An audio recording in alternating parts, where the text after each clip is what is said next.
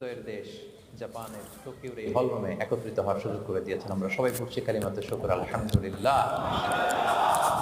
আল্লাহ তাআলা শুকরিয়া জ্ঞাপনের পাশাপাশি আপনারা যারা আজকের এই প্রোগ্রামে উপস্থিত হয়েছেন, আমি তাদের সবাইকে অন্তরের অন্তঃস্থল থেকে শুকরিয়া জানাই। আমি জানি যে আপনারা খুব ব্যস্ত, জাপানের সময়ের দাম অনেক বেশি, মানুষ অনেক পরিশ্রমী।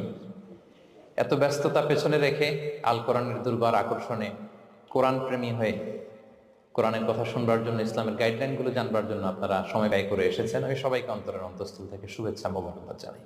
আমরা সবাই সুখী হতে চাই, কেউ কষ্টে থাকতে চাই না, কারণ মানুষ সুখের কাঙ্গাল, সবাই সুখের প্রত্যাশী।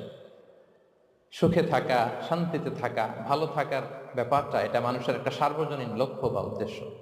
এক্ষেত্রে ধনী গরিব, রাজা প্রজা, ছোট বড়, নারী পুরুষ সবাই সমান।